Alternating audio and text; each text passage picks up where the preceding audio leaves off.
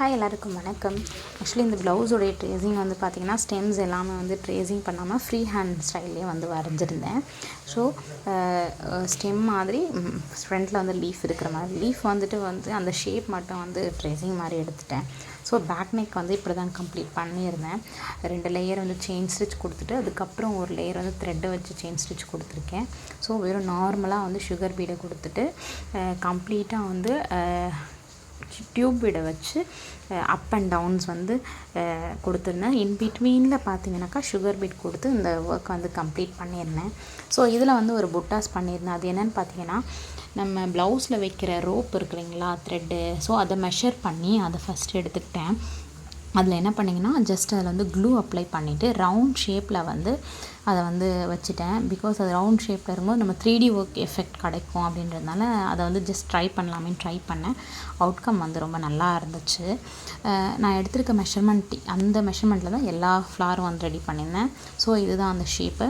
இதில் வந்து பார்த்திங்கன்னா சென்டரில் வந்துட்டு ஒரு பீடு வச்சுட்டேன். ஒரு 5 mm சைஸில் இருக்கிற ஒரு pink colour bead normal சீவிங் thread வச்சு தான் பண்ணியிருந்தேன் இதை. ஸோ அதில் வந்துட்டு பார்த்திங்கன்னா 5 mm சைஸில் வந்து பீடை வந்து சென்டரில் ஃபஸ்ட்டு ஃபிக்ஸ் பண்ணிட்டேன்.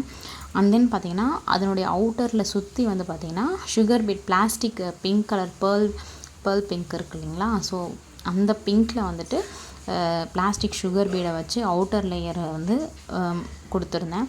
ஸோ அதை கொடுத்து எந்த அளவுக்கு மெஷர்மெண்ட்டில் வேணும் அப்படின்னு பார்த்துட்டு அந்த அளவுக்கு வந்து கொடுத்துருந்தேன்.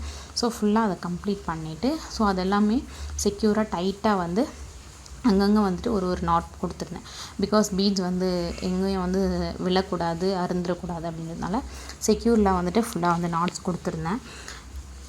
ஸோ நம்ம சேனலில் வந்துட்டு பார்த்திங்கன்னா இந்த மாதிரி நிறைய வீடியோஸ் வந்து அப்டேட் பண்ணிகிட்டே இருப்போம். ஸோ ஆன்லைனில் வந்து ப்ரூச்சர்ஸ் ப்ளஸ் ஆரி ஒர்க் கிளாஸும் எடுத்துகிட்ருக்கோம்.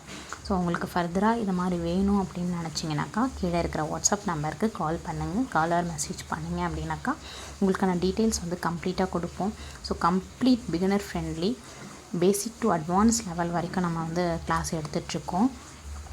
ஸோ இதை பற்றின டீட்டெயில்ஸ் வேணும் அப்படின்னா வாட்ஸ்அப்பில் வாட்ஸ்அப் டீட்டெயில்ஸ் கிளாஸ் டீட்டெயில்ஸ் அப்படின்னு சொல்லிட்டு நீங்கள் போட்டிங்க அப்படின்னா உங்களுக்கு கம்ப்ளீட்டான டீட்டெயில்ஸ் வந்து கொடுத்துருவோம்.